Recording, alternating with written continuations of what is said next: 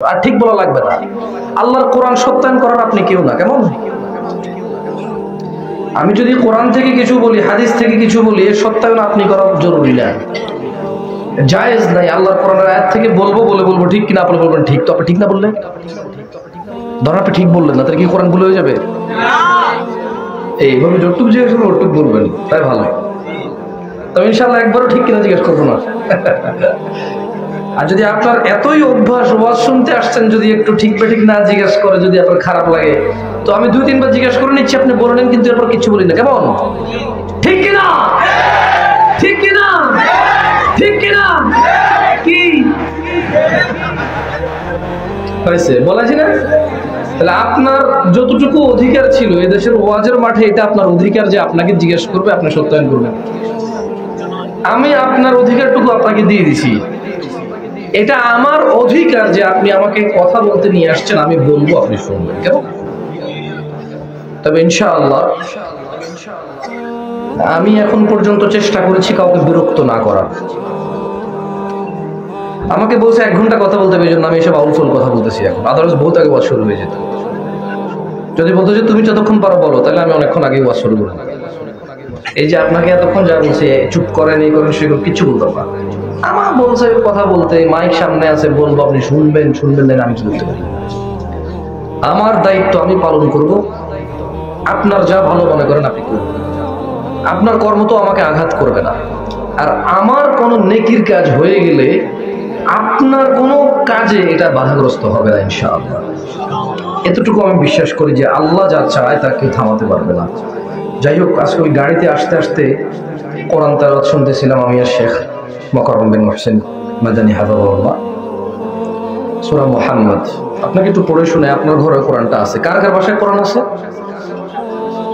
মাশাআল্লাহ, হাত নামান। তাহলে একটু ছোট্ট একটা পরীক্ষা হয়ে যাক। কেমন?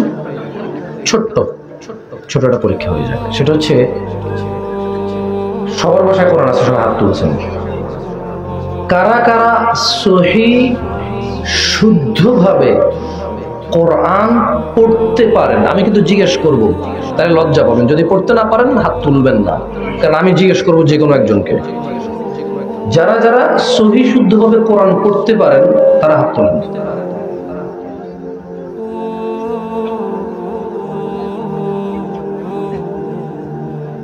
সুবহানাল্লাহ, হাত তুলে রাখেন। আপনারা সবাই ঘাড় মুড়িয়ে দেখেন কতজন পারেন আপনাদের মধ্যে।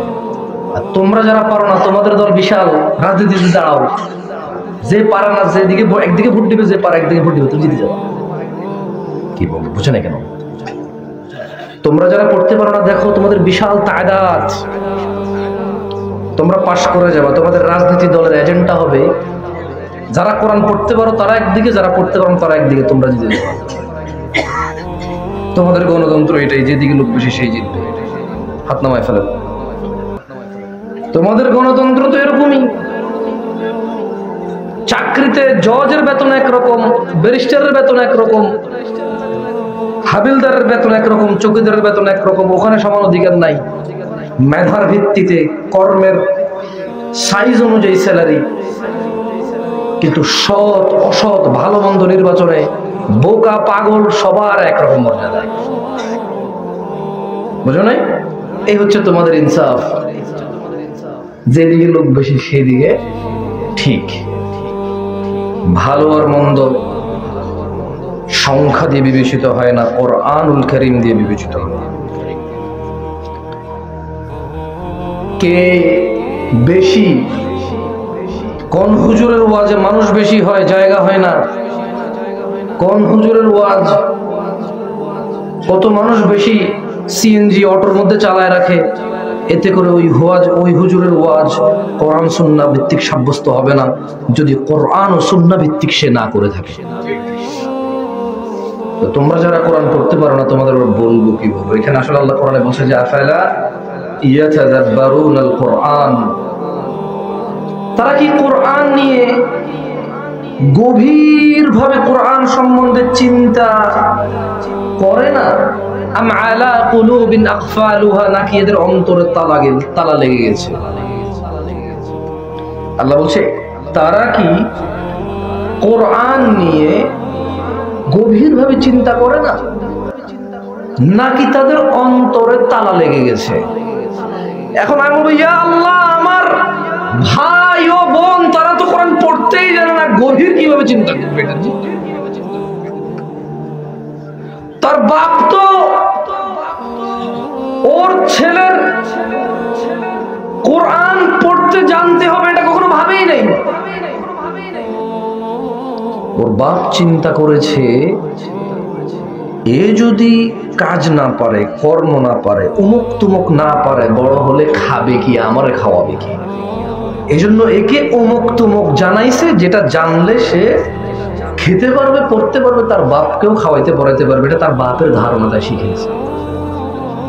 তোমাদের মধ্যে যারা কোরআন পড়তে জানো না, তোমাদের বাবা মা তোমাদেরকে সত্যিকার অর্থে ভালোবাসে না, মিথ্যা ভালোবাসা। তোমাদের মধ্যে যারা কোরআন পড়তে জানো না, তোমাদের বাবা মা তোমাদেরকে ভালোবাসে না, কারণ সে জানে তুমি কোরআন না শিখলে তুমি ভালো আর মন্দ জানবা না। কোরআন হচ্ছে ফুরকান, সত্য মিথ্যার পার্থক্যকারী। তোমাকে যদি তোমার বাবা এটা না শিখায়, তার মানে তোমার জান্নাতের বিষয়ে তার কোনো আগ্রহ নাই। তোমাকে আল্লাহ জাহান্নামে ফেলে দিলে তার কোনো এতে ভয় নাই, এতে কোনো তার আফসোস নাই। তোমার বাবা মা আফসোস, তোমার মা তোমাকে প্রসব নিয়েছে। ওই যে আমার মাইকের আওয়াজ যাচ্ছে আমার বোনের কানে, ও যখন গর্ভবতী ছিল, তুমি যখন তোমার মায়ের পেটে ছিলা, যত একদিন যাচ্ছিল তোমার নানি কান্নাকাটি করতেছিল, যত একদিন যাচ্ছিল তোমার নানি কান্নাকাটি করতেছিল। তো তোমার মামা যে এখনো বিয়ে করেনি, তোমার খালাতো ভাই, তোমার ফুফাতো ভাই যারা এখনো বিয়ে করেনি, তারা বললো যে মাউইমা কান্দে কেন? তোমার মা বলছে, আরে আম্মা আপনি শুধু শুধু কান্দেন কে? তোমার মা বলছে যে আরে জুলাইখা তো জীবন মরণের পথে আছে। তা তোমার মামা তখন বুঝে না যে আমার বোন গর্ভবতী, ওর বাচ্চা হবে আনন্দের বিষয়, জীবন মরণের সাথে এখানে সম্পর্কটা কি? কারণ তোমার নানি জানে বহু মহিলা প্রসবের সময় মারা যায়, বাচ্চা জন্ম দিতে গিয়ে বহু মা মৃত্যুবরণ করেছে দেশে। তুমি এবার যদি ধাত্রীর অনভিজ্ঞতা বলো, আর হাসপাতালের অনভিজ্ঞতা বলো, আর পরিবারের অবহেলা বলো, যেটাই বলো, বহু মা বাচ্চা প্রসব দিতে মারা গিয়েছে দেশে। তুমি দেখো তোমার এলাকাও পাবা কাউকে না কাউকে। ওই যে ওই সময় এই জন্য তোমার নানি কান্নাকাটি করতেছে। তোমার মা যখন গর্ভবতী হয়েছিল, তুমি যখন তোমার মায়ের পেটে ছিল, তোমার মা বুঝতেছিল যে মরণ পথে যাচ্ছে। তোমার বাবা তোমার মায়ের জন্য কত যুদ্ধ লড়াই করে তোমার মাকে বিয়ে করছে, এখানেই করবে বিয়ে, আর কোথাও করবে না। তোমার মা এত আদরের তোমার বাবার কাছে। তারপর তোমার বাবা জানতো যে বাচ্চার জন্মের সময় ভয় ভীতি আছে, যদিও এত নাই, একটা সময় ছিল, এখনো দুর্ঘটনা ঘটেও নাই। তোমার মায়ের এত পরোয়া করা সত্ত্বেও তোমার বাপ চাইছে তুমি দুনিয়াতে আসো। তোমার নানি তোমার মায়ের এত পরোয়া সত্ত্বেও তোমার নানি তোমার জন্মের পরে আনন্দিত হয়েছে, কিন্তু এর আগে টেনশনে ছিল। তারপর ওই তোমার নানি, দাদি, নানা, দাদা, তোমার মা বাবা তোমাকে কোরআন শিখাচ্ছে না কেন? তোমার মা বাবা কি মানে কেন তুমি কি বলবা যে তোমার আব্বা আম্মা জানে না যে তুমি যদি সত্য মিথ্যা না জানো তাহলে তুমি সত্য মিথ্যা অনুযায়ী চলতে পারো? তুমি যেদিন তুমি সিদ্ধান্ত নেবে যে ওকে আমি ভালো হবে আর কোনো খারাপ কাজ করবো, তাহলে তোমার খারাপ কাজ কোনটা আসলে? এতে শুধু গায়ে হলুদ খারাপ না, কারণ তুমি জানো না, তুমি কোরআন পড়ো নাই, হাদিস পড়েন, কত জঘন্য তুমি জানো না। তুমি জানো না জুমার দিন শ্রেষ্ঠ দিন, ওই দিনকে কেন্দ্র করে তুমি শেভ করো। জুমার দিন শ্রেষ্ঠ দিন, কিয়ামতের দিন, ওই দিনকে কেন্দ্র করে তোমার দেশে সিনেমা রিলিজ করে, নাটক রিলিজ করে, কারণ তুমি ওই দিন দেখবা। ও জানে ওই নর্তকীরে যে সিনেমা বানায়, ও জানে যে শুক্রবারে তুমি দেখবা, শুক্রবারে ছাড়লে তুমি শুক্রবারে ছাড়ায়। ওই নর্তকী আসবে বৃহস্পতিবার রাতে তোমার এলাকায় নাচতে, কারণ ও জানে শুক্রবারে বন্ধ, তুমি সারা রাত বিয়ার খাবা, মদ খাবা, সিগারেট খাবা, গাঁজা খাবা, ইয়াবা খাবা। ও নাচবে, তুমি দেখবা, ও গাইবে, তুমি নাচবা, কারণ শুক্রবার তোমার চাকরি বাকরি নাই, স্কুল কলেজ মাদ্রাসা নাই। তো তুমি তো এটা জঘন্যতা বুঝতেছো না, কারণ তুমি কোরআন হাদিস পড়ো নাই। তোমার বাপ তোমার নামাজে না যাওয়া নিয়ে কোনো চিন্তা নাই। ওকে আমি আমি আমি আমি আমার বাড়িতে কাউকে দেখি না তার ছেলে নামাজ পড়ে না, সে টেনশন আছে। আমি ব্যক্তিগতভাবে এখনো আমার বাড়িতে কাউকে দেখি নাই যে তার বাচ্চাটা নামাজ পড়ে না, সে টেনশনে আছে, সে চিন্তিত তার বাচ্চা নিয়ে যে এটা তো নামাজ পড়ে না, এটা তো জাহান্নামের লাকড়ি। এটা কি? এটা জাহান্নামের লাকড়ি, আমি কি বলতেছি এটা? আরে আমার বাচ্চাটা এক ওয়াক্ত নামাজ পড়ে না, আমি এটা কি বলতেছি? আমার ঘরেটা কি? এটা তো আগুন ধরাবে জাহান্নামে আল্লাহ। ও তোমাদের মনে হচ্ছে আমি তোমাদেরকে ভুল বলতেছি? মানে জাহান্নামে মানুষ কি হিসেবে প্রবেশ করবে তোমরা কি ভাবতেছো আমি তোমাদেরকে ভুল বলতেছি? না, তোমরা সূরা তাগাবুন পড়ো। আমার মনে হয় তাগাবুনে আছে, দাঁড়াও আমি একটু খুঁজে বের করে দেখি, আমি তো হাফেজ না।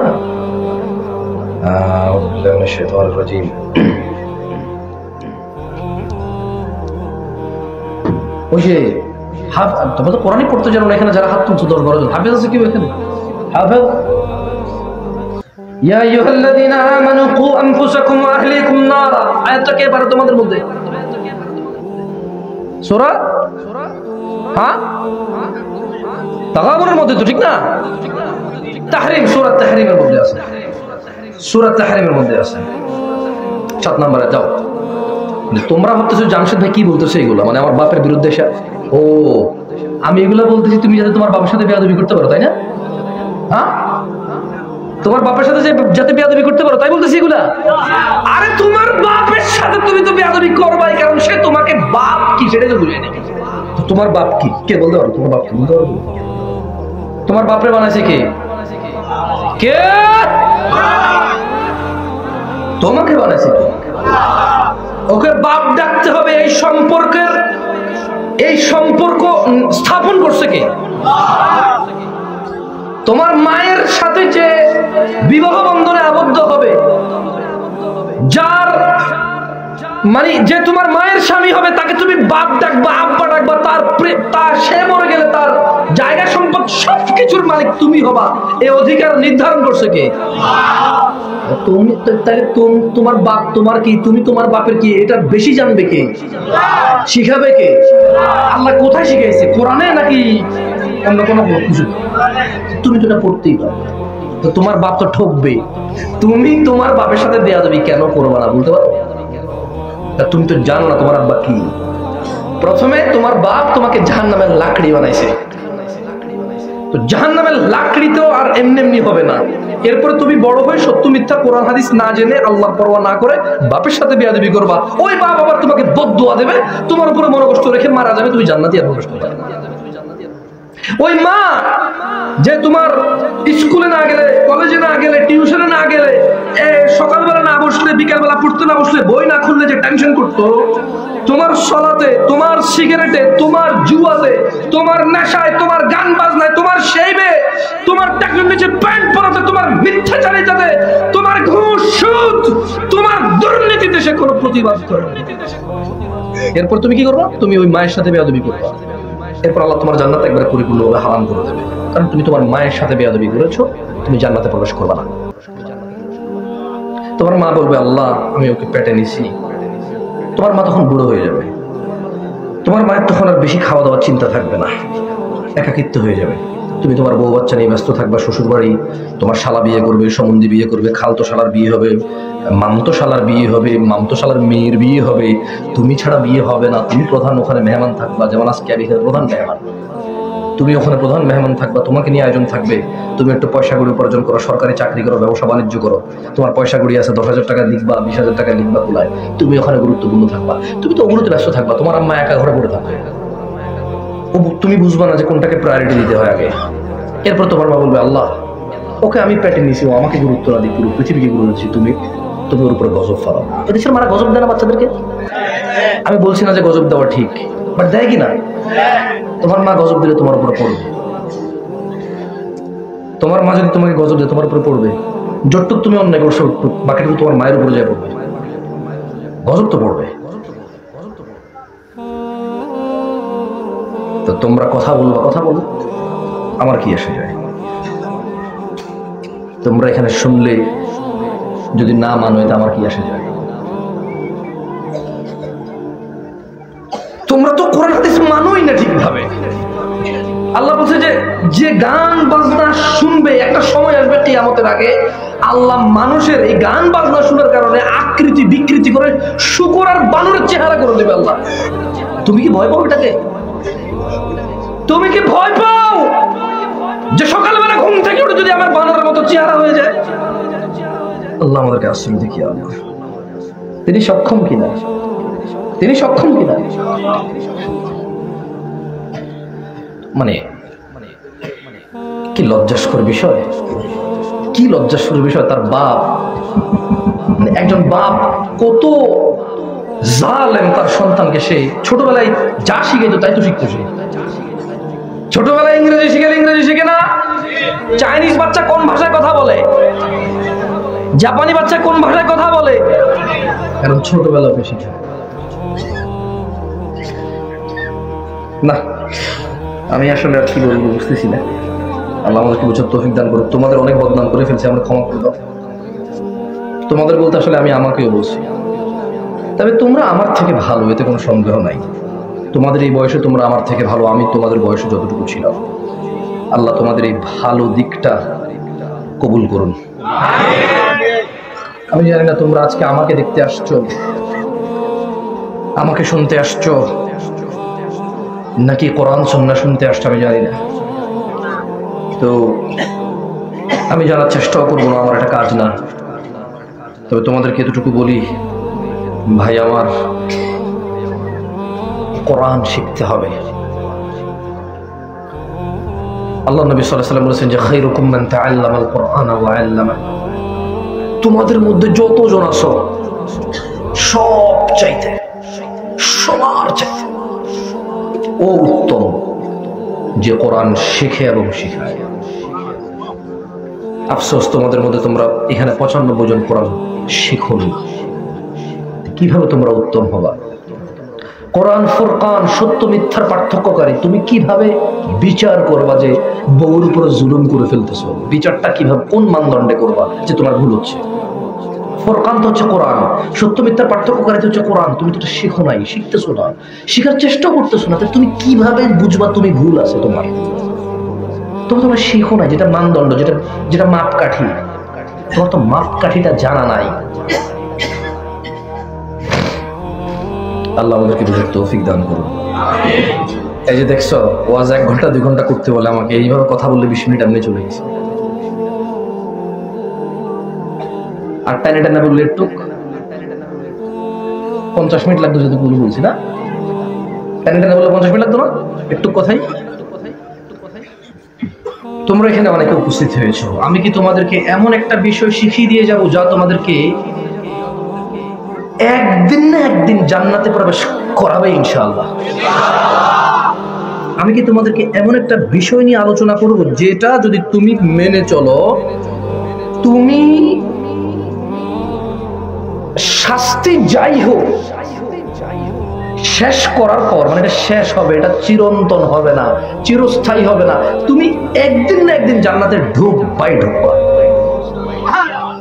আমি কি তোমাকে এমন একটা বিষয় আলোচনা করব যে বিষয় যদি তুমি মেনে চলো, তোমার জন্য জান্নাত ওয়াজিব হবে। করব? তাহলে আমি 20 থেকে 25 মিনিট কথা বলবো, তোমাদের একজনকে আমি বিরক্ত করবো না ইনশাআল্লাহ। তোমরা অনেকেই ওখানে দাঁড়িয়ে আছো দেখছি, কোনো অসুবিধা নাই। তোমরা মনোযোগ দিয়ে যদি শোনো, দেখো তোমাদের কাজে আসে কিনা। মনে রাখবা, এ পুরো পৃথিবীর যত অপরাধ আছে, সমস্ত অপরাধকে যদি একটা পাল্লায় রাখা হয়, কোথায়? যত অপরাধ, বাবা আদম থেকে কিয়ামত পর্যন্ত মানুষ যত ধরনের অপরাধ করে, অপরাধ করবে আগামী 100 বছর পরে, এই সমস্ত অপরাধকে যদি এক পাল্লায় রাখা হয়, সমস্ত মানুষের সমস্ত অপরাধকে যদি এক পাল্লা রাখা হয়, আর যদি শুধু একজন মানুষের একটা অপরাধ এক পাল্লা রাখা হয়, ওই অপরাধটা ভারী, আল্লাহ বেশি অপছন্দ করে, তাহলে শিরক। তাহলে কি? তাহলে কি? তাহলে কি? শিরক। তোমাদের আবারও বলি, আমি যদি তোমাদের গান বাজনা, নেশা, হারাম উপার্জন, জিনা, এই 4টা অপরাধকে যদি বাদ দেই, আজকের দিনে তোমার অপরাধ খুঁজে পাওয়া মুশকিল হয়ে যাবে। মানে যদি আমি একটা ছেলেকে বলি যে তোমার জানা আছে এটা বাদ, তোমার নেশা এটা বাদ, তোমার মানে হারাম উপার্জন এটা বাদ, তোমার মানে কি বলে এটাকে, গান বাজনা, উদাসীনতা, এটা বাদ। ওর আরেকটা অপরাধ বের করে দেখান তো।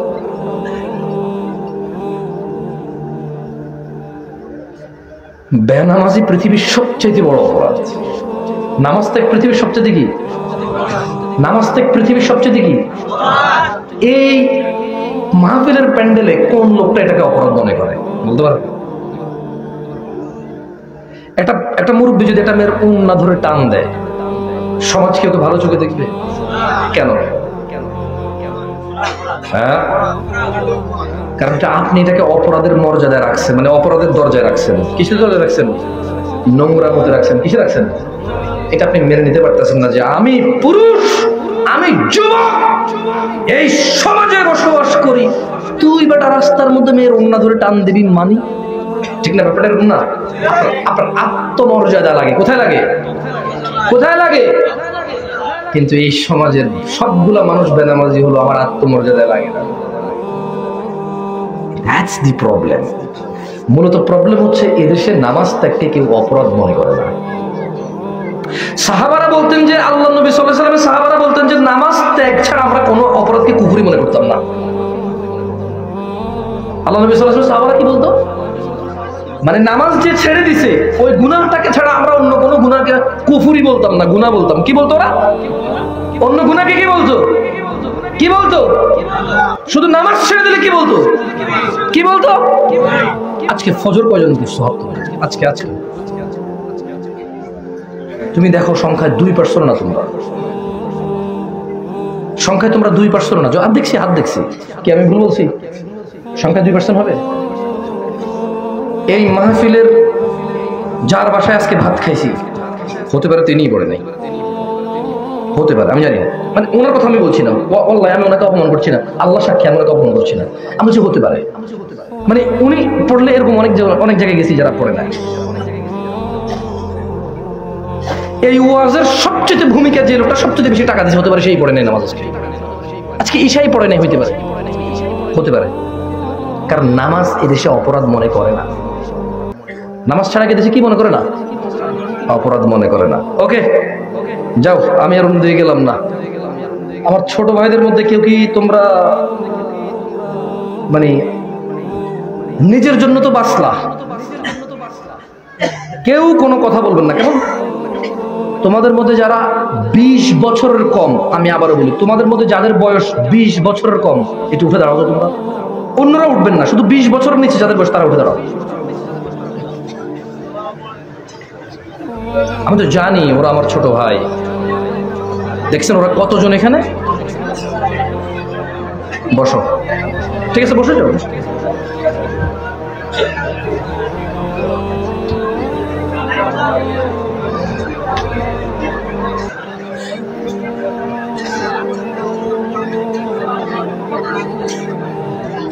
বলি এবার ভাই, বলি না, কথা বলি, তোমরা বসে পড়ো। আচ্ছা, তো তোমাদেরকে একটা কথা বলি, তোমার বয়স তো 20 বছরের নিচে।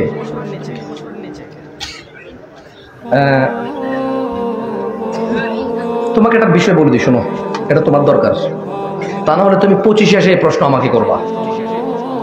তোমার বয়স এখন 20-এর নিচে, তোমাকে শুধু তোমাকে বলছি, নাহলে তুমি 25 এসে আমাকে করবে এই প্রশ্ন, আর আমি তখন জবাব দিতে পারবো না। জবাব দিলেও সমাধান দিতে পারবো না। কোন মেয়ের অভিভাবক ছাড়া বিবাহ আল্লাহ নবী সাল্লাল্লাহু আলাইহি সাল্লাম বলছে বাতিল, বাতিল, বাতিল।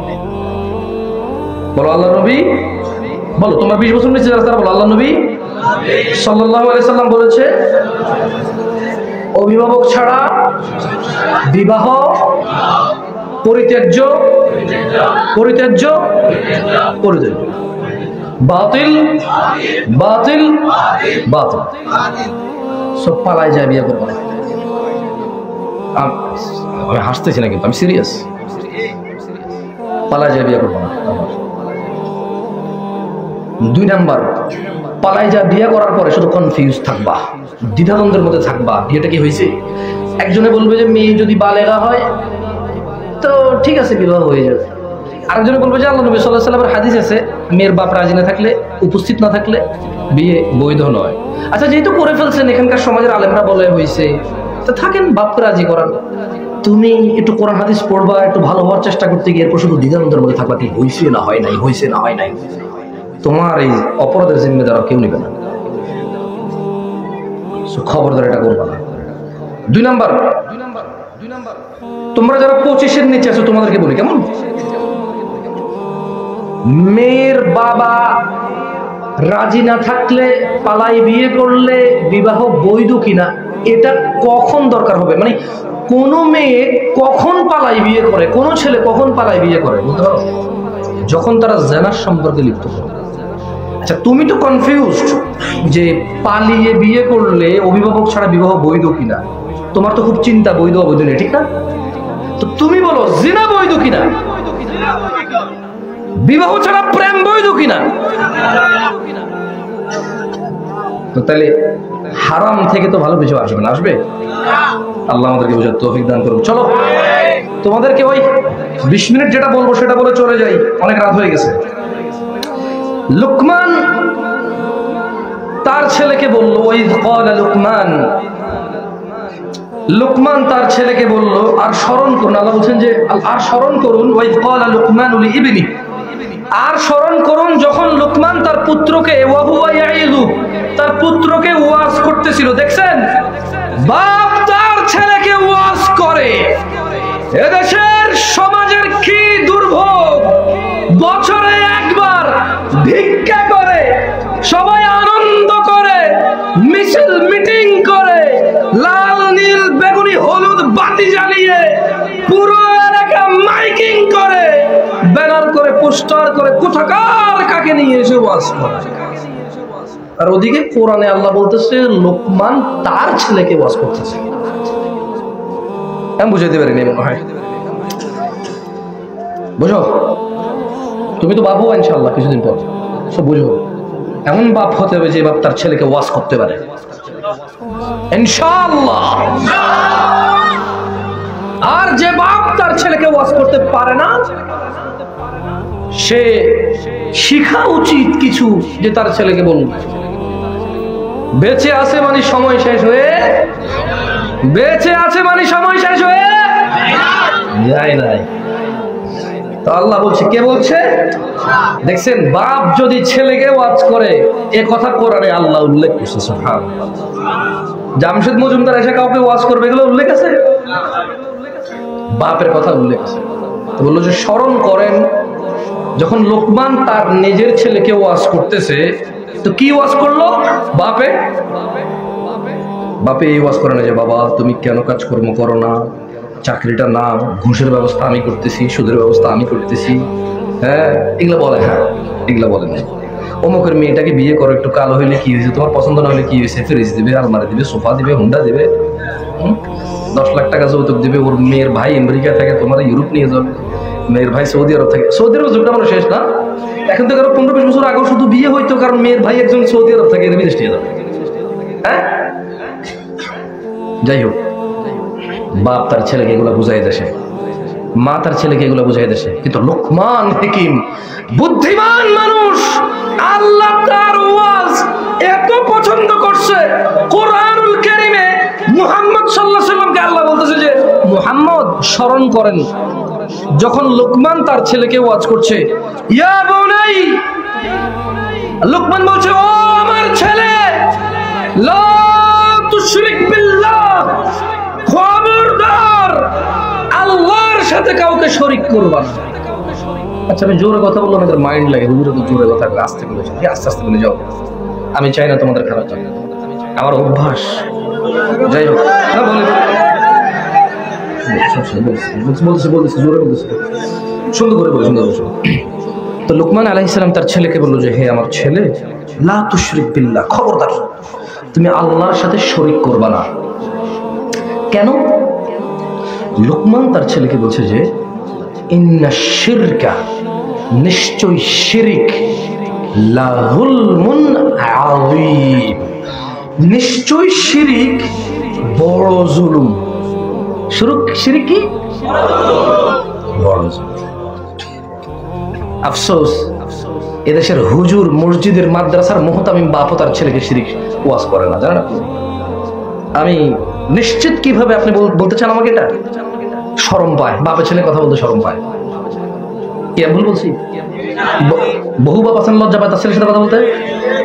মারা বলছে তোর ফলা কই, বাইরে বাইরে করে খেয়ে আমি করতে পারবো কই দিস, সে বলবে না। হ্যাঁ কি ভুল বলছি? মানে আরে আমার এক জ্যাঠতো ভাই আছে, যা কিছু করবো তার মারে করবো, আমরা জামারি কইন। আবার দেখি যে যেটাও কয় যে তোর হলা বেশি বাড়ি গেছে ওই দিস। আমার নাঙ্গলকোটের ভাষা ভাই, নাঙ্গলকোটের ভাষা বুঝছেন। তা আমি চিন্তা করলাম ওনারে, আমি একদিন আমি বহুদিন দেখছি এটা। আমি তো আমার আব্বা মতো দেশে ছিল না, আমি তো বেশি চাচা চাচাদের ঘরে দেশে এসে খাওয়া দাওয়া যা ছিল করছি, আলহামদুলিল্লাহ সবাই আদর যত্ন করছে আমাদের, যেহেতু আব্বা আমাকে দেশে ছিল না। তো আমি বহুদিন দেখছি এটা, তোর হোলা এটা করছে, তোর হোলা এটা করছে, তোর হোলারে যেদিন তোর শেষ করি এলাম এটাই কয়। আবার ওই বড় আম্মা ছেলের কাছে কান দেয়, তোর বাপ এটা কইছে এটা কইছে তুই ভালো হয়েছে হ্যান তেন। তখন ঝাড়তো ভাই তো শুনে শুনে শুনে মাঝে মধ্যে হঠাৎ চেতে যায়, বলতো যে আমরা জামাই জীবনে কোনোদিন আদর করছে, জীবনে কোনোদিন ছেলেবেলা ডাকছে। আমি কি রে, দেশের বাপ কেন এরকম হলো বুঝলাম না। সে নিজের ছেলের সাথে নিজে কথা বলে না, লজ্জা পায়, অহংকার। আর ওই ছেলে তার বাপকে কোনোদিন জড়ায় ধরে নাই, তার বাপের কোনোদিন মাথায় চুমু খায় নাই। এই কি কেমন ছেলে সে জন্ম দিল, আর সেটা কি ছেলে কি পালতেছে, তার ছেলে তার মাথায় চুমু দিতে লজ্জা পাচ্ছে, তাকে বাপ ডাকে না লজ্জায়। আর লোকমান কি ওয়াজ করছে তার ছেলেকে, আমার সাথে আরবিতে বলেন, কোরআন আয়াত বলেন, ইয়া বুনাই, জোরে বলেন ইয়া বুনাই, হে আমার বৎস, লা তুশরিক বিল্লাহ, তুমি আল্লাহর সাথে শরীক করিও না। ইন্নাশ শিরকা, নিশ্চয় শিরক, লা যুলমুন আযীম, পৃথিবীর বড় জুলুম। পারবেন নিজের ছেলেকে ওয়াজ করতে? ইনশাআল্লাহ। যাক, এটা তো গেল কোরআনের আয়াত, এটা গেল কি কোরআনের আয়াত। একটা হাদিস পড়ে শুনাই পৃথিবীর বড় অপরাধ নেই। আমি বলবো এটা থেকে বের হওয়ার পথ বলবো ইনশাআল্লাহ। আজকে আমি এটা বলা ছাড়া যাবো না। আপনি ততক্ষণ পর্যন্ত আছেন কিনা আমি জানি না, শুনবেন কিনা জানি না, মানবেন কিনা জানি না, মনে রাখবেন কিনা জানি না, পালন করবেন কিনা জানি না, বাট আমি বলে যাবো ইনশাআল্লাহ। ওমা তৌফিকি ইল্লা বিল্লাহ, আল্লাহ যতটুকু তৌফিক দিয়েছেন। প্রয়োজন অন্যান্য কথা কমায় ফেলবো, তারপর বলে যাবো এই শিরিক থেকে বের হবো কিভাবে, মানে কিভাবে মরলে শিরিক মুক্ত হয়ে মরতে পারবো, এটা বলে যাবো ইনশাআল্লাহ। একটা হাদিস হলো পড়ে শোনা যাবো ইনশাআল্লাহ। তো পৃথিবীর বড়, আমি একটু কিন্তু বলছিলাম যে পুরো পৃথিবীর সমস্ত অপরাধকে যদি এক জায়গায় রাখি, শিরিককে যদি এক জায়গায় রাখি, কোনটা বড় হবে? শিরিক। কারণ শিরিক করে যদি কেউ মরে যায় তার আর মাফ নাই, কোরআনে বলছে। শিরিক করে যদি কেউ মরে যায়, আমি আবারও বলি, যে তা মানুষের কথা বলতেছে না এখানে আল্লাহ। কোন মানুষের কথা? মানে যে মরছে কিন্তু শিরিক নিয়ে মরছে। কিন্তু একজন লোকের শিরিক আছে, আল্লাহ কাছে মাপ চাই ফেলছে যে আল্লাহ আমি আর করবো না, এটা আমি বুঝতাম না, আমি জানতাম না। ওর আশা আছে, ওর কি আছে? কারণ তিনি গফুরুর রহিম, তিনি কি তাওয়াবুর রহিম, আশা আছে। যে মারা গেছে তার আশা নাই, শিরিক করে। এছাড়া যে কোনো অপরাধ করে যাবে, এরপর এটা আল্লাহ বিচার করবে, আল্লাহ কি করবে আল্লাহ জানে। শাস্তির কথাই আল্লাহ বলছে, তারপরও তিনি দয়ালু। শাস্তি দিলেও চিরস্থায়ী না হলে, ধরেন আমার জাহান্নামে মেয়াদ শেষ শাস্তির, এখন আমি কই যাবো? আখিরাতে কি জাহান্নাম জান্নাত ছাড়া কিছু আছে? কিছু নাই। তার মানে যেদিন আমার জাহান্নামে মেয়াদ শেষ শাস্তির, সেদিন কোথায়? কিন্তু যদি আমার জাহান্নামটা চিরস্থায়ী হয়, তাহলে কি আর বেরোতে পারবো? বেরোতে পারবো। সো এইটা একটা প্রবলেম, বিশাল বড় প্রবলেম। তোমরা আজকে আসছো ভালো হয়েছে, তোমরা এখন 20 বছর নিচে, এখানে প্রায় 60 ভাগ ছেলে আসো 20 বছরের নিচে। যদি আমি 25 বলি, তাহলে তোমরা 70 থেকে 75 ভাগ এখানে আসো 25 বছরের নিচে আমার মনে হচ্ছে, বাকি আল্লাহু আ'লাম। তো চলো একটা হাদিস পড়ো আমার সাথে, একদম মন খুলে। কখন হাদিস পড়ছো তুমি? হাদিস পড়ছো কোনোদিন? তুমি কোনোদিন হাদিস পড়ছো? নাম শুনছো হাদিসে, ঠিক না? তোমাদের মধ্যে কেউ হাত তোলো একটু, যে একদিনও নিজে কোনো হাদিস পড়ো নাই, হাত তোলো তো। যে কোনোদিন হাদিস পড়ো নাই, নিজে পড়ো নাই, হাত তোলো। আমার প্রশ্ন বোঝো নাই, মানে তুমি কোনোদিন হাদিস পড়ো নাই, মানে শুনছো ওয়াজে শুনছো বা কোরআন হাদিস নাম জানো, কিন্তু নিজে কোনোদিন পড়ো নাই, এরকম হাত তোলো। তুমি পড়ছো হাদিস? আর লজ্জা কেন পাচ্ছ তোমরা? আমি বুঝি না। এনকারেজ করো নিজেকে। বুঝছি পোলাপাইন লজ্জা পাইতেছে এখন, বাদ দাও। আল্লাহুম্মা সাল্লি আলা মুহাম্মাদ। তো পড়ো আমার সাথে, পড়ো। এই দোষ কেটে যাক। হাদিস না পড়ার এই দোষ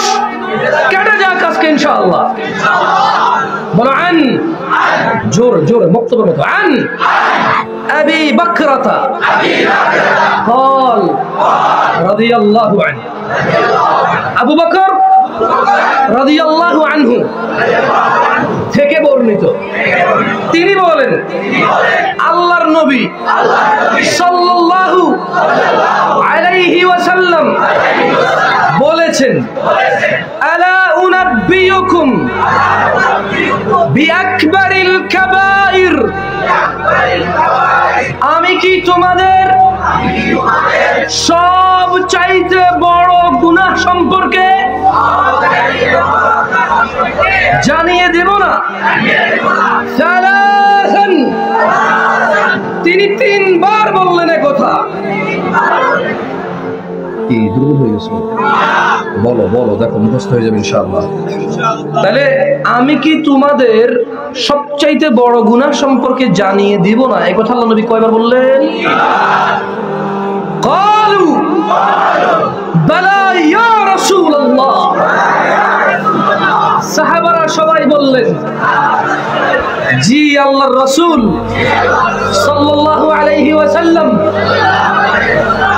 অবশ্যই বলুন। আল্লাহর নবী কি বলছে দেখবেন, উনি বলছে যে আমি কি তোমাদের পৃথিবীর সবচাইতে বড় গুনাহ সম্পর্কগুলোর মধ্যে যে গুনাহগুলো আছে এগুলো কি জানিয়ে দিব না? সাহাবারা বললেন জি আল্লাহ রাসূল আপনি জানিয়ে দেন। আল্লাহ নবী তিনবার বলছেন জানিয়ে দিব জানিয়ে দিব জানিয়ে দিব, এরকম তিনবার বললেন। সাহাবারা বললেন যে অবশ্যই হে আল্লাহ নবী আপনি বলেন তো পৃথিবীর বড় গুনাহগুলো কোনগুলা? তখন আল্লাহ নবী বললেন যে আল ইশরাকু বিল্লাহ। আমার সাথে বলো তো ক্বাল। তিনি বললেন ক্বাল। তিনি সাল্লাল্লাহু আলাইহি ওয়াসাল্লাম বললেন আল ইশরাকু বিল্লাহ, আল্লাহর সাথে শরীক করা। বলেন তো আমি সাগরে ফুল ফুটাবো, পারবেন? ফুল ফুটাতে পারবে কি? ফুল ফুটাতে কে পারবে? কিন্তু আপনি বলছেন না, গান শুনছেন যে আপনি ফুল ফুটাবেন। এটা কি জিনিসটা? কথাটা কত বড়! আল্লাহর উলুহিয়তের মধ্যে, আল্লাহর ক্ষমতার মধ্যে কত বড় মানে এটা একটা অপবাদ যে আপনি কত বড় দাবি, মিথ্যা দাবি এটা। তোমার জন্য 7 সমুদ্র 13 নদী পার হয়ে যাবে, পারবেন আপনি? হ্যাঁ বলতেছেন কেন এগুলা? আকাশে বাতাসে তুমি তুমি আর কেউ না, এরকম বলতেছেন কেন তাহলে? হ্যাঁ মানে কি আকাশে বাতাসে আপনার প্রেমিকা আর কেউ নাই আপনার প্রেমিকা ছাড়া? তোমার জন্য মরতে পারে, এগুলা কি? মানে তার মেয়ের জন্য মরে গেলে এটা কি জিহাদ না? লড়াই করে মরছেন না? আমি কি বুঝাতে পারছি শিরক আমরা কেমনে কেমনে করি? আপনি যে গানগুলা শোনেন এগুলো কিন্তু শুধু গুনাহ না, অধিকাংশ কথাবার্তায় আল্লাহর ক্ষমতাকে মানে আল্লাহর ক্ষমতাকে অস্বীকার করার কথাই। আমার তো মুখস্থ নারী তেমন, গজল টজল এগুলো কিছুই তেমন মুখস্থ নেই, শোনা হয় না। 12 থেকে 10-12 বছর আগে, মানে যখন বাংলাদেশে নতুন আসছি, 10-12 হবে না সরি, তাহলে 8-10 বছর, রাইট 14 থেকে 24, 8-10 বছর আগে যখন বাংলাদেশে নতুন আসছি, তখন ওই আমি এই ধরনের একটা ওয়াজ করছি। ওয়াজ করার পর একজনে বললো যে হুজুর আপনি কি একটা গান শুনছেন? আমি বললাম যে আমি কেন শুনবো বলেন এটা। আচ্ছা আপনি তো শুনছেন, বলেন কি হয়েছে? বলে যে হিন্দি সিনেমার মধ্যে গান গাচ্ছে একজন হিন্দিতে যে তুজমে রব দিখতা হে ইয়ারা মে ক্যা করুঁ সিজদে সর ঝুকতা হে ইয়ারা। বললাম যে কি বলেন, এটার অর্থ কি? বললো যে এটাই তো আমার টেনশনে ঢুকছে আপনার ওয়াজ শোনার পরে, যে আসলে গানের মধ্যে যে অনেক শিরিক আছে। আমি বললাম তো কি বলছে আপনি বোঝেন? বলে যে যতদূর আমার মনে হচ্ছে সে বলতেছে যে ওই মহিলা প্রেমিকার মধ্যে সে রবকে দেখে, সে কি করবে, মানে তার অপারগতা বলেন তার প্রেমিকাকে বলে, আর সে বলতেছে যে সিজদায় তার মাথা নত হয়ে যাচ্ছে, তার অপারগতা সে তার প্রেমিকাকে বলতেছে। এমন যে তো আপনি এটা শুনছেন? বলে যে হ্যাঁ আগে শুনছি, কিন্তু আপনি যখন বলছেন যে গান শুধু হারাম না, এই দেশের অধিকাংশ গানের মধ্যে শিরিকে ভরপুর, তখন আমি বললাম যে আরো 2-1টা বলেন তো। তখন সে আমার বলছে যে গান আছে আকাশে ফুল ফুটাইবে। আমি বললাম কেমনে? ও আল্লাহ, আমাকে সে বলছে সে বলছে যে আকাশে ফুল ফুটাবে গান আছে, তারপরে আস্তাগফিরুল্লাহ ভুলে গেছি দাঁড়ান, সাগরে ফুল ফুটাবে না, পানির মধ্যে না, অবশ্য শাপলা ফুল তো পানিতে থাকে, বুঝলাম। শাপলা ফুল কে আপনি ফুটেছেন? শাপলা ফুল পানিতে থাকে না? হ্যাঁ, শাপলা শাপলা, আচ্ছা চিনছেন তো। আপনি ফুটেছেন প্রেমিকার জন্য নাকি আল্লাহ ফুটেছে? আচ্ছা ওকে, এখানে তো বহুত প্রেমিক আছে যেটা আমি জানি, এতে কোনো সন্দেহ নাই। আজকের পুরো মজলিসে মুসল্লির চেয়ে প্রেমিক বেশি, এতে কোনো সন্দেহ নাই। কেমন এটা? এখানে যদি মাহফিল না হয়, কনসার্টে তো বলা আরো বেশি এনজয় করতে পারবে। কি বলো? তোমাদেরকে কি অপরাধ নিয়ে বুঝাচ্ছিলাম জানো? কি অপরাধ? পৃথিবীর কত বড় অপরাধ? লোকমান তার ছেলেকে কি উপদেশ জন্য দিছিল? কেন কেন শিরক করতে না করছে? দেখ মাশাআল্লাহ, তোমাদেরকে আমি আল্লাহর জন্য ভালোবাসি, কারণ তোমরা ওয়াজ মনোযোগ দিয়ে শুনছো, এই জন্য জবাব দিতে পারছো। আমিন ওয়া ইয়াক। তা আসো তোমাদেরকে আরেকটা কথা বলি, কেমন? সেটা হচ্ছে মুহাম্মদ সাল্লাল্লাহু আলাইহি সাল্লামের চাইতে বেশি ভালো মানুষ এই পৃথিবীতে আছে? আসবে? আল্লাহ সবচাইতে সম্মানিত করে কাকে বানাইছে? ওয়া ইন্নাকা লাআলা খুলুকিন আযীম। আল্লাহ বলছে যে ও মুহাম্মদ সাল্লাল্লাহু আলাইহি ওয়াসাল্লাম, ওয়া ইন্নাকা লাআলা খুলুকিন আযীম, আমি আপনাকে বহু মর্যাদাবান করে সৃষ্টি করেছি, আমি আপনাকে সবচাইতে মর্যাদাবান করে সৃষ্টি করেছি। এমন সৃষ্টিকে তিনি সুবহানাহু ওয়া তাআলা বললেন হাবিব, আপনি আমার হাবিব, আপনি আমার হাবিব, হাবিবুল্লাহ, নবী আল্লাহ, রাসূলুল্লাহ সাল্লাল্লাহু আলাইহি ওয়াসাল্লাম, যিনি আল্লাহ সুবহানাহু ওয়া তাআলা যাকে শিফাআত করার তৌফিক দিবে, অনুমতি দিবে, এমন ভালোবাসার মানুষ যাকে তিনি সুবহানাহু ওয়া তাআলা বলছেন ওয়ালা সাউফা ইউতিকা রাব্বুকা ফাতারদা। ও মুস্তাফা, যেদিন সবাই নফসি নফসি নফসি বলবে, হায় আমার কি হবে, আমার কি হবে, আমার কি হবে, সেই দিন, বিচারের দিন, যেদিন কেউ কাউকে মনে রাখবে না, শুধু নিজ চিন্তায় বিভোর হয়ে থাকবে। ওয়ালা সাউফা ইউতিক রাব্বুক, আপনার রব এমন চিন্তার দিন আপনাকে, ওয়ালা সাউফা ইউতিক, আপনাকে এত দিবে, এমন ভাবে দিবে, যা দিবে ফাতারদা, আপনি আপনার রবের প্রতি সম্পূর্ণ সন্তুষ্ট হয়ে যাবেন। যেদিন সবাই চিন্তা করবে কিভাবে আল্লাহকে সন্তুষ্ট করবে, সেদিন আল্লাহ বলছে যে আমি আল্লাহ নিজে আপনাকে সন্তুষ্ট করব মুহাম্মদ সাল্লাল্লাহু। এমন মানুষকে আল্লাহ কি বলেছে শুনবেন? বলবো? এই রকম মানুষ যাকে রব বলছে যে ইউতিকা ফাতারদা, আমি আপনাকে এত দিব, আপনাকে সন্তুষ্ট করে দেব। সবাই সন্তুষ্ট করবে কাকে? আল্লাহকে। আর আল্লাহ বলছেন যে আমি আপনাকে এমন ভাবে দেব যে আপনি সন্তুষ্ট হবেন আপনার রবের প্রতি। এই রকম মানুষকে আল্লাহ বলছেন যে ওয়ালাকাদ উহিয়া ইলাইক ওয়া ইলাল্লাযীনা মিন ক্বাবলিক লাইন আশরাকতা লায়াহবাতান্না আমালুক ওয়া লাতাকুনান্না মিনাল খাসিরিন। ও মুহাম্মদ সাল্লাল্লাহু আলাইহি ওয়াসাল্লাম, আপনি আর আপনার আগে যত নবী রাসূল, যত উম্মত এসেছে, সবার প্রতি আমি আল্লাহ ওহী নাযিল করেছি, যদি আপনিও শিরক করেন, যদি আপনিও আল্লাহর সাথে অংশীদারিত্ব করেন, কোথায়? কাজে, যে কোনো ভাবে যদি শরীক করেন, লায়াহবাতান্না আমালুক, আমি আপনার সমস্ত ভালো কাজ নষ্ট, ধুলায় দূর করে দেব। লা হাওলা ওয়ালা কুওয়াতা ইল্লা বিল্লাহ। শিরক এত মারাত্মক অপরাধ, ছোট ভাই তুমি কি বুঝছো? আল্লাহর নবীকে বলতেছে যে আপনিও যদি শিরিক করেন আমি আপনার ভালো কাজও নষ্ট করে দেব। ওয়ালা তাকুনান্না মিনাল খাসিরিন, এবং অবশ্যই আপনি হবেন ক্ষতিগ্রস্তদের অন্তর্ভুক্ত।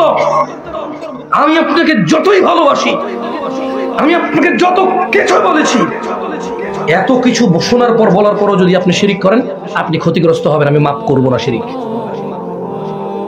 এমন অপরাধ শিরিক। আর তুমি বসে বসে পাথরে ফুল ফুটাও, আকাশে ফুল ফুটাও, হাসের কি আছে? ছি ছি, আপনি কোন গানটা শোনেন যে গানের মধ্যে আপনি আপনার ওই নষ্ট জিনার সম্পর্ক মহিলার জন্য, আর মেয়েরা কোন গান শুনে যে গানের মধ্যে ওই নষ্ট পুরুষ তার জেনার পার্টনারের জন্য সে এইসব কথা বলে না, যা আল্লাহর ক্ষমতা, যা কার ক্ষমতা? কিন্তু এসব গানের মধ্যে এগুলো দাবি করে, এসব গানের মধ্যে এগুলো দাবি করে। তোমাদের মোবাইলে যে গানগুলো আছে এগুলোর মধ্যে নাই এগুলা, এগুলা মানে সব কাল্পনিক ক্ষমতার কথা বলে না এগুলা। হ্যাঁ, তারপরে মহিলার জন্য জীবন দিবা?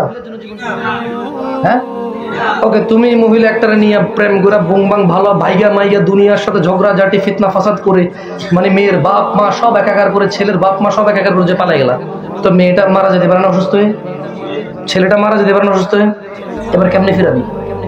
এরে এই দেশে বউ মরার পরে সুখে কয়জন মরছে দাঁড়াতো একটু, কেউ আছে রে? হ্যাঁ, তো তুই কি লেগে করছে তোমার না পেলে মরে যাবো, ঘটনা কি? হাতে বিয়ে করে ডেলি থাকে তারপরও হাতে মরে না, তুই বেটা মাঝে মধ্যে কথা বুঝতে বুঝতে মরে যাবি মানে কি?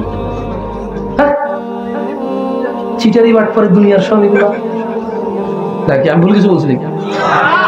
এই বেড়া এই মহিলা থেকে, এই মহিলা এই বেড়া থেকে সুন্দর করে বলি, সুন্দর করে নাদুস করে বলি, সফট করে বলি, এই পুরুষ তার নারী থেকে তার বংশধর পায়। কাকে পায়?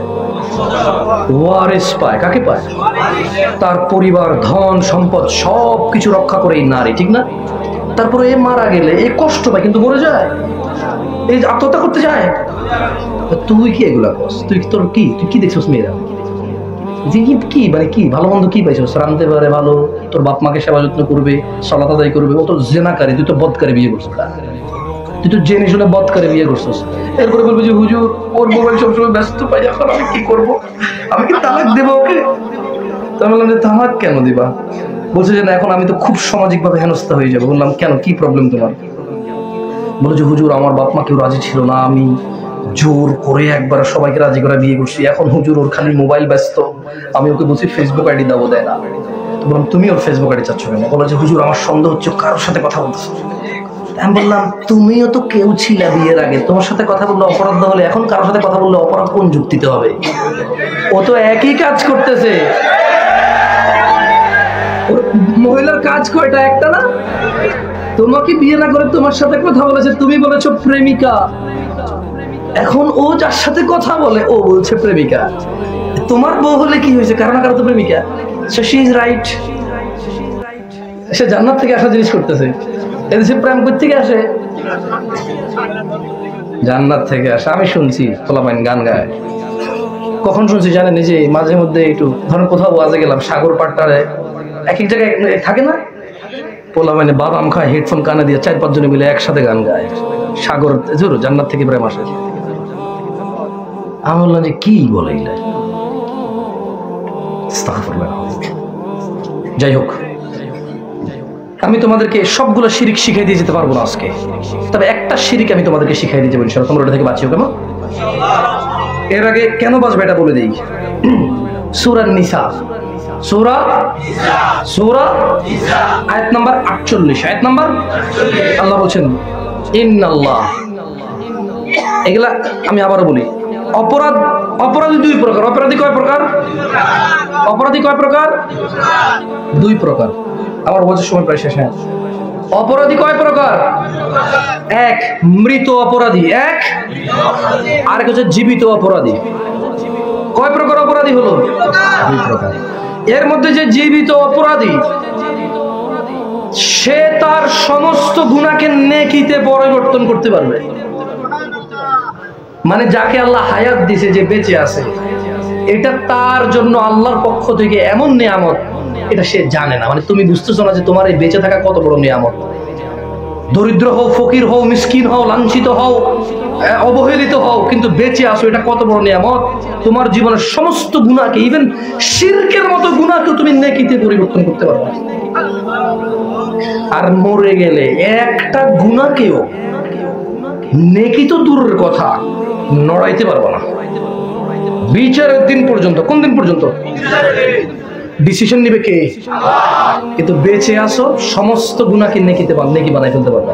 তো শোনো, দেখো, আমি আমার বক্তব্য 5 মিনিট বলবো ইনশাল্লাহ। তোমাদের সাথে কোনো কথা বলবো না, তোমাদের সাথে আমার কথা বলা শেষ। তোমাদের সাথে বহু কথা বলছি, নিজে কথা বলছি, তোমাদের সাথে কথা বলছি, শেষ। 5 মিনিট আমি কথা বলে নেমে যাবো ইনশাল্লাহ। ধাক্কাধাক্কি করবো না, হ্যান্ডশেক করতে এসে আমাকে ধাক্কাধাক্কি করবো না, কেমন? ঠিক আছে, আমি কথা বলে চলে যাবো। দেখো, আল্লাহ বলছেন, আউযু বিল্লাহি মিনাশ শাইতানির রাজিম, ইন্নাল্লাহ, নিশ্চয়ই আল্লাহ, লা ইয়াগফির, ক্ষমা করবে না, আইয়ুশরাকা বিহি, যে আল্লাহর সাথে শিরিক করে, মা দুনা যালিকা লিমান ইয়াশা, এছাড়া আল্লাহ ক্ষমা করে দেবে যা খুশি তা। ওয়া মান ইউশরিক বিল্লাহ, তোমাদের মধ্যে যে কেউ শিরিক করলো, ফাকাদ ইফতারা ইসমান আযীমা, সে মহা অন্যায় রটনা করলো। আল্লাহ কোরআনুল কারীমে সূরা নিসার 116 নম্বর আয়াতে বলছেন, ইন্নাল্লাহ, নিশ্চয়ই আল্লাহ, লা ইয়াগফিরু আন ইউশরাকা বিহি, যে আল্লাহর সাথে শিরিক করে তাকে ক্ষমা করবে না।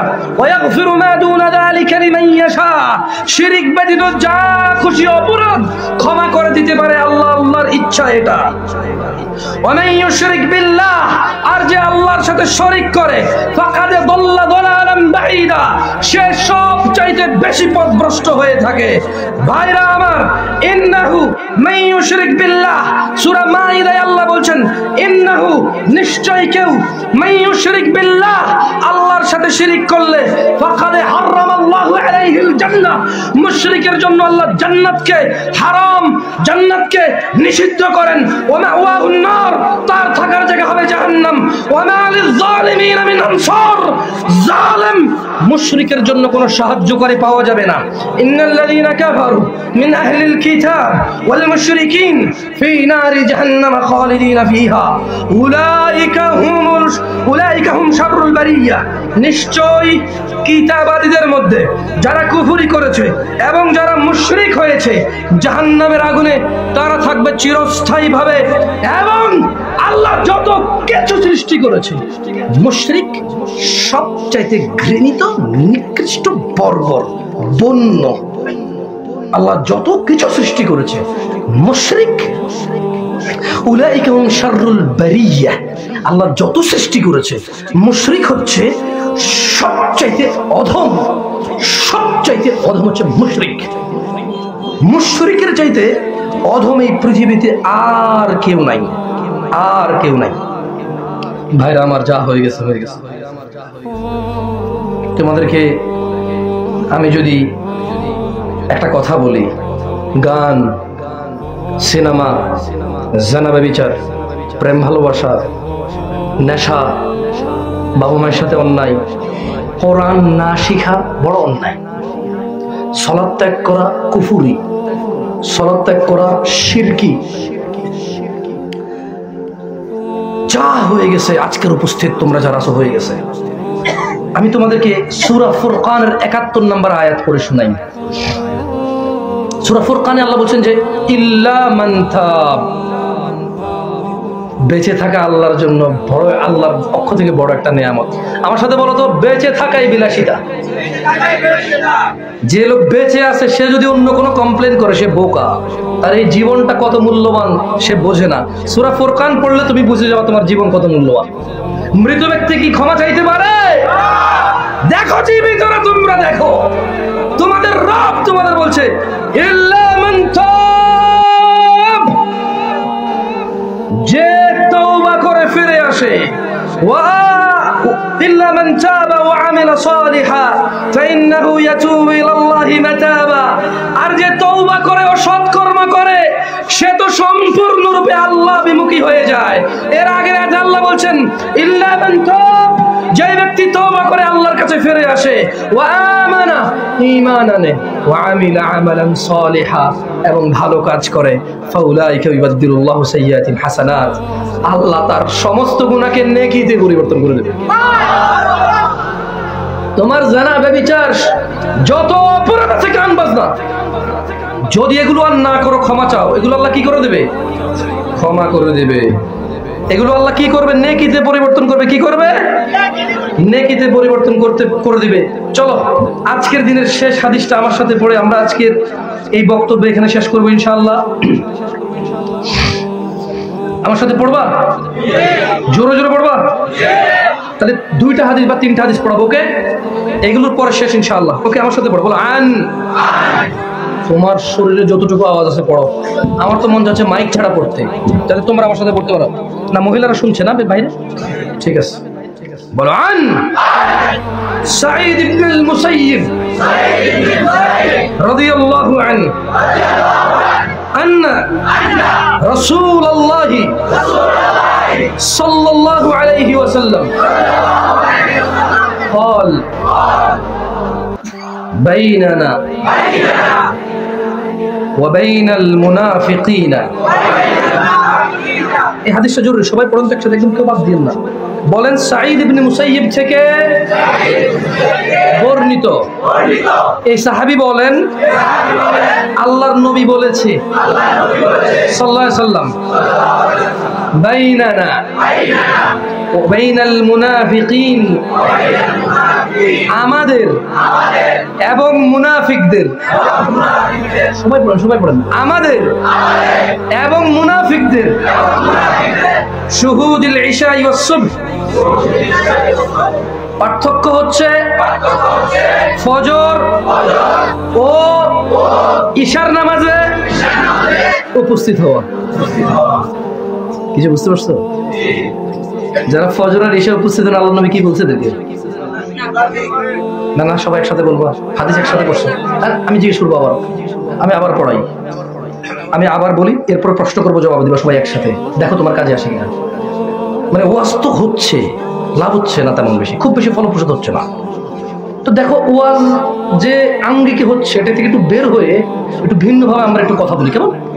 দেখি আমাদের কাজে আসে কিনা, চেষ্টা করি আমরা। আল্লাহ তাআলা আমাদেরকে তৌফিক দান করুন এবং তিনি আমাদের হৃদয়কে ইসলামে গেড়ে দিন, আমিন। দেখো সাঈদ ইবনে আল মুসাইয়িব হচ্ছে একজন সাহাবী, একজন কি? উনি বলছে যে আমি আল্লাহর নবী সাল্লাল্লাহু আলাইহি সাল্লামকে বলতে শুনেছি, মানে আল্লাহর নবী সাল্লাল্লাহু আলাইহি সাল্লাম বলছে যে বাইনানা, আল্লাহর নবী বলতেছে, যেহেতু আল্লাহর নবী বলছে তাহলে উনি ওনাদের বলছে, মানে আল্লাহর নবীর কার বলছে? উনি নবীর। তো আল্লাহ, আমরা কি? আমরা কার? আমরা কার উম্মত। কি উম্মত? তো উনি বলছেন যে বাইনানা মানে আল্লাহর নবী, মানে আল্লাহর নবীর উম্মতরা, আর আল্লাহর নবী বলছেন যে ও বাইনাল মুনাফিক, মানে মুসলমানদের, এক কথা বলে ফেললে মুসলমানদের আর মুনাফিকদের মধ্যে পার্থক্য হচ্ছে শুহুদুল ইশা ওয়াস সুবহ, ফজর এবং ঈশা এবং ফজরে উপস্থিত হওয়া। মুনাফিক আর মুসলমানদের মধ্যে পার্থক্য হচ্ছে ফজর আর ঈশায় উপস্থিত হওয়া। বলো তো ফজর আর ঈশায় উপস্থিত হওয়ার মধ্যে কিসের পার্থক্য হয় মুসলমান আর মুনাফিকদের মধ্যে? কে ফজর ঈশা আসতে পারে না? কে বলেছে? হাদিস বর্ণনাকারী সাহাবীর নাম কি? মুখস্থ করো। হাদিস বর্ণনাকারী সাহাবীর নাম কি? জোরে, নাম কি? হাদিস বলছে কে? আল্লাহর নবী। বলছে কে? সাল্লাল্লাহু আলাইহি ওয়াসাল্লাম। ফজর আর ঈশা কার কার মধ্যে পার্থক্য? মুনাফিক আর কে? মুসলমান আর মুনাফিকের মধ্যে পার্থক্য কি? বাংলাদেশ কত ভাগ মুসলমানের দেশ? হ্যাঁ, এখনো কয় 90, কয় কি? মুনাফিক কি জানে? মুসলমান। যাক, বাদ দাও, আরেকটা পড়ো। এটার বেশি বললাম না, তুমি খেপে যাবা, তোমরা খেপে যাবা। আমার দরকার আছে শেষ এসে মাইর খাওয়ার মতো অবস্থা করা। বলবো মুনাফিক কোথায় থাকবে কেউ জানো?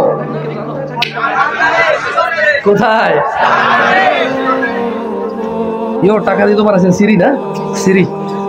এ দেখেন মদুড়ি, গাজুড়ি, হিন্দু, বৌদ্ধ, খ্রিস্টান, অন্যান্য মুসলিম অপরাধী, অমুসলিম অপরাধী, সুদখোর, ঘুষখোর, ইভেন মুশরিক, ইভেন কে মুশরিক, সব তো জাহান্নামে যাদেরকে আল্লাহ দিবে। আল্লাহ আমাদেরকে আশ্রয় দেখ, আমিন। ইয়া আল্লাহ, আপনি আমাদেরকে জাহান্নামের আগুন থেকে আশ্রয় দিন আল্লাহ। আল্লাহ, আপনি আমাদেরকে ক্ষমা করে দিন আল্লাহ। মুনাফিক কোথায় থাকবে দেখেন, আল্লাহ বলতেছেন যে ইন্নাল মুনাফিকিনা ফিদ দারকিল আসফালি মিনান নার ওয়ালান তাজিদ লাহুম নাসীরা। সূরা নিসার 145 নম্বর আয়াতে আল্লাহ বলছেন যে এ হবে মুনাফিক জাহান্নামে, এইগুলো সবার নিচে। যত জাহান্নামে যত মানুষ যত অপরাধ করে যাবে, সমস্ত অপরাধী জাহান্নামীদের সবচেয়ে নিচে থাকবে মুনাফিক, বাকি এই সব অপরাধী মুনাফিকের উপরে থাকবে। এত নিকৃষ্ট শাস্তি মুনাফিক। মুনাফিকের শাস্তি কি এত নিকৃষ্ট? জানাকারী, বদকারী, নেশাখোর, ইভেন পৃথিবীতে যত অপরাধ করে মানুষ জাহান্নামে ঢুকবে, মুনাফিক সবার নিচে থাকবে। সূরা নিসা, কোন সূরা? 145 নম্বর আয়াত আপনি পড়ে নিয়েন, মোবাইলে অ্যাপসে কোরআন ডাউনলোড করে পড়ে নিন। মুনাফিক থাকবে সমস্ত অপরাধীর নিচে। এবার বলেন তো, মুসলমান আর মুনাফিকের মধ্যে পার্থক্য কি? আবার যে শরীর সবাই একসাথে বলিয়েন, আল্লাহ নবী বলেছে ফজর এশা। মুনাফিক আর মুসলমানদের মধ্যে পার্থক্য কি? সবাই বলেন, মুনাফিক আর মুসলমানদের পার্থক্য কি? আসেন আসেন, আমি একটু আগে বলেছিলাম লুকমান তার ছেলেকে কি বলেছিল? কি বলেছিল? কেন শিরিক করতে নিষেধ করছে? শিরিক কেমনে করে জানেন? অনেকগুলো আপনি জানেন, মূর্তি পূজা, অগ্নি পূজা, অনেক সময় মাজারে গিয়ে সিজদা দেওয়া। মাজার এক ভিন্ন জিনিস এদেশে, সবাই যায়, এর মধ্যে কেউ বলে সিজদা দেওয়া যাবে, কেউ বলে সিজদা দেওয়া যাবে না, নিজেদের মধ্যে নিজেরা মারামারি করে। এক ভিন্ন জিনিস মাজার।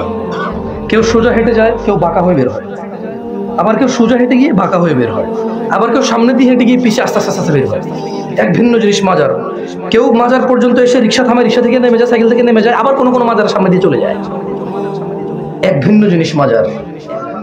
তো এখানে অনেক শিরিক হয়, আমরা জানি, মানি, কিন্তু আজকে আমি ওগুলো বলবো না। আজকে আমি ওইসব শিরিক নিয়ে আলোচনা করতে আসি নাই। তাবিজ, এই দেশটা বড়, দেখেন আমি কিন্তু আলেম না যে আপনাকে ফতোয়া দিতে পারবো, বুঝছেন?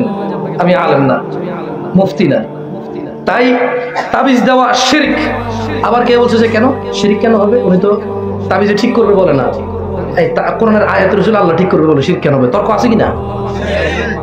তর্কে যাব না, কিসে যাব না?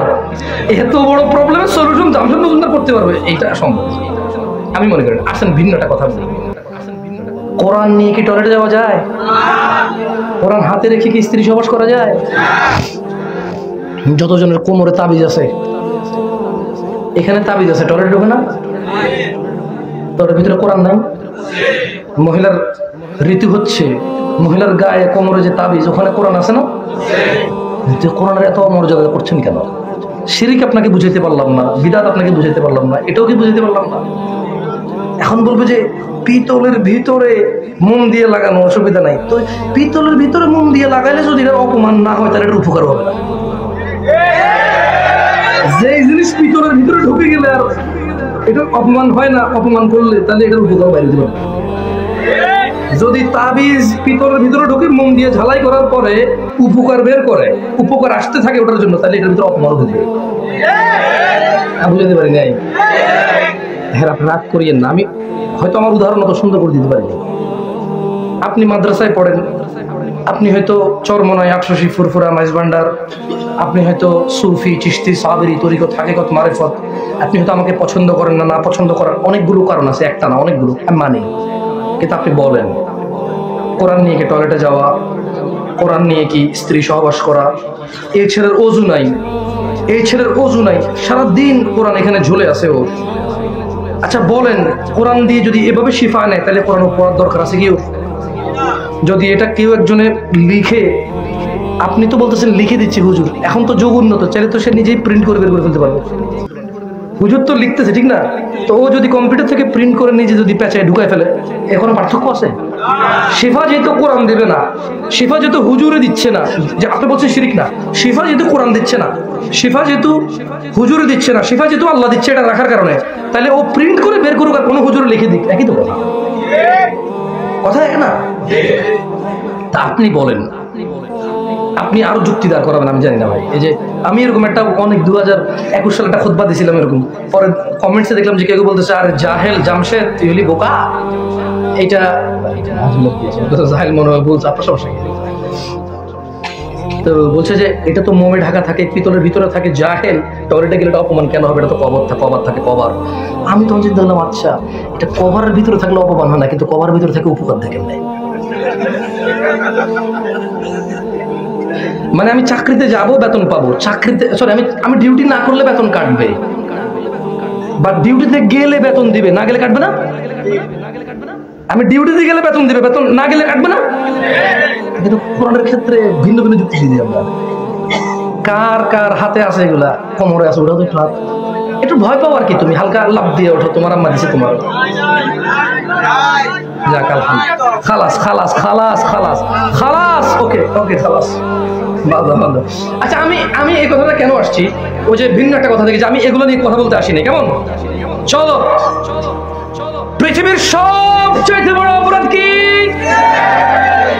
আমরা কি শিরিক করি? কেমনে বুঝবো করি না? কোরআন হাদিস তো জানি না, চলো একটা হাদিস শিখি, এরপরে বলবো আমরা শিরিক করি কিনা, কেমন? আসো হাদিসটা পড়ো, এরপরে বলো তুমি শিরিক করো কিনা নাকি করো, বলো। আন, জোরে, এটা লাস্ট হাদিস, এরপর আর নাই। আন জাবির রাদিয়াল্লাহু আনহু, জাবির রাদিয়াল্লাহু আনহু থেকে বর্ণিত, তিনি বলেন আল্লাহর নবী সাল্লাল্লাহু আলাইহি ওয়াসাল্লাম বলেছেন, ইন্না বাইনার রাজুলি, জোরে জোরে, ইন্না বাইনার রাজুলি, ইন্না বাইনার রাজুলি, নিশ্চয় একজন ব্যক্তি, ইন্না বাইনার রাজুলি, তোমরা ভলান্টিয়ার হয়েছে, তোমরা পড়বো না নাকি? উদ্ধার করে ফেলছো কিছু। ইন্না বাইনার রাজুলি, নিশ্চয় একজন ব্যক্তি, ওয়া বাইনাশ শিরকি ওয়াল কুফরি, ওয়া বাইনাশ শিরকি ওয়াল কুফরি, শিরক এবং কুফরের মধ্যে পার্থক্য, তারকুস সালাহ, তারকুস সালাহ, নামাজ ত্যাগ করা। নিশ্চয় একজন ব্যক্তি এবং শিরক কুফরি, পার্থক্য হচ্ছে নামাজ ত্যাগ করা। সহিহ মুসলিমের হাদিস, কিসের হাদিস? হাদিস গ্রন্থের নাম কি? হাদিস গ্রন্থের নাম কি? যে সাহাবী বর্ণনা করছে সাহাবীর নাম কি? জোরে বলো, সাহাবীর নাম কি? রাদিয়াল্লাহু আনহু। সাহাবীর নাম কি? ছেলে হলো নাম রাখবো তো না? টিঙ্কু মিঙ্কু রিঙ্কু চিঙ্কু রেখে লাভ নাই, নাট বল্টু রেখে লাভ নাই। দেখছো সাহাবীর নাম? আগের জনের নাম ছিল সাঈদ ইবনুল মুসাইয়্যিব, কত সুন্দর নাম না? এখন যে সাহাবী হাদিস বর্ণনা করছে ওনার নাম কি? কি নাম? কি নাম? কয়জন আছে এখানে? কোনো জাবের আছে আজকের মাহফিলে? জাবের, একজন জাবের লাগবে। দেখছো ফুল ইউনিক নাম, কেউ নেই। তোমরা তো ইউনিক খোঁজার জন্য লতা পাতা রেখে দাও নাম বাচ্চাদের। টিয়া, মেয়ের নাম টিয়া, কি রে কয়? হ্যাঁ, ছেলের নাম কি?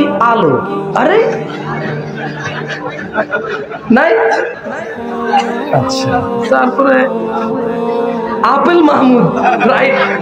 আমার পরিচিত একজন ছিল, বল আমার পরিচিত একজন ছিল আপেল মাহমুদ। প্রথমে আমি বুঝিনি, সরি সরি, আমি ঠাট্টা করছি না, সরি, দুঃখিত, ভেরি সরি। আমি আন্তরিকভাবে ক্ষমা চাচ্ছি, আমি আপনাদের নামে ঠাট্টা করতেছি, কিন্তু আমার হাসি পাচ্ছে। আচ্ছা, তো এই পৃথিবীর সবচেয়ে বড় অপরাধ কি?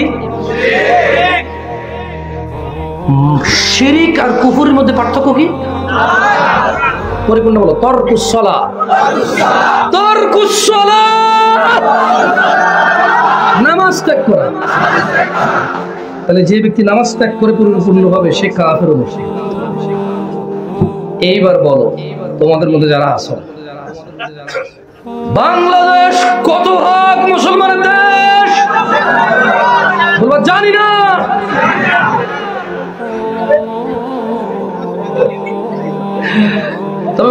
ইমাম বলতে পারবে ওর গ্রাম কত ভাগ মুসলমান আছে? তো বলতে পারবে, কারণ ও তো ফজর থেকে ঈশা পর্যন্ত মসজিদে নামাজ পড়ে না, ও দেখে কে কে আসে। যাক, আমি এখানে তোমাদের সবাইকে ইসলাম থেকে বাইর করতে আসি না। আবার বলি ভাই আমার, আমি ইউটিউবারদেরকে বলি উল্টাপাল্টা টাইটেল দিয়ে ভিডিও আপলোড করবো না। আমি খুব শীঘ্রই আইনি ব্যবস্থা নেব, কারণ যদি আমি কথা বলি তুমি আমার থেকে অনুমোদন নাও না যে আমার ভিডিও করবো। আমি তোমাকে বলি ফেসবুক, আমি তো ওখানে কিছু করতে পারবো না, তবে আমার মনে হচ্ছে সাইবারে যায় যোগাযোগ করলে হেল্প পাওয়া যাবে, যে আমি যে বক্তব্য দিয়েছি ও আমার থেকে অনুমতি নেয়নি, না নিয়ে আমার ভিডিও রেকর্ড করেছে, ভিডিও রেকর্ড করে এটা সে বাণিজ্যিকভাবে আপলোড দিয়ে এটা দিয়ে মনিটাইজেশন করে টাকা উপার্জন করে। সে আমার ভিডিও আমার থেকে অনুমতি না নিয়ে বাণিজ্যিকভাবে এটাকে ব্যবহার করছে, যা খুশি তা টাইটেল দিচ্ছে, আমার সাথে তার কোনো চুক্তি হয় নাই। তো ফেসবুকে না তোমার আমি কিছু করতে পারবো না, বা তুমি বাংলাদেশে থাকলে তো তোমার সমস্যা হতে পারে। খবরদার, ও আজ রেকর্ড করতেছো, ছাড়ো, যা খুশি করো, যা আসে না। আর ওই হারাম উপার্জন করতেছো, ওখানেও কিছু বলতেছি না, শুধু আজে বাজে টাইটেল দিয়া অর্ধেক অপরিপূর্ণ ওয়াজ দিবা না। তোমার কি লাভ আমার দুনিয়ার মানুষের গালি গালা শুনাইয়া? ওদিন আমি বাংলাদেশে আসছি, আমি কখনো স্কুল কলেজ মাদ্রাসা যাইনি, আমার যাওয়ার দরকার হয়নি। তা আমি আমার সম্বন্ধে একজনকে নিয়ে, উনি বললো যে ঢাকা একটা কলেজে বা বিশ্ববিদ্যালয়ের দিকে আমাকে নিয়ে গেছে। তো আমি ঢুকতেই দেখলাম যে ছেলে মেয়ে একসাথে বসে আছে, অনেকেই বসে বসে কথা। পরে আমি নামছি গাড়ি থেকে নামে, আমি খুবই দোস্তবোধ করতেছিলাম, কারণ আমাকে তো মানুষজন চেনে না, জাস্ট ভালো লাগতেছে না, চলে যাই। তো ইউটিউবের টাইটেল দিয়েছি কি জানেন? জামশেদ মজুমদার কখনো স্কুল কলেজ মাদ্রাসা চোখে দেখেনি। মানে কি? এখন দেখেন, সে কিন্তু বলবো যে আমি বলছি, মিথ্যা হবে না। তুমি, আমি কি তোমার সব খুলে বলবো? তুমি আর টাইটেল পাও না? হ্যাঁ বেয়াদব, কি করা? কমেন্টে যা দেখেছি মিনিমাম 10,000 মানুষ আমার জাহেল বলছে। কি বলবো, মানে এই ইউটিউবার কি পায় আমাদেরকে গালি গালাজ শুনে, আমি জানি না, আল্লাহ মাফ করুন। এগুলো ছাড়বে। আজকের বক্তব্যের হট টপিক কি এদের?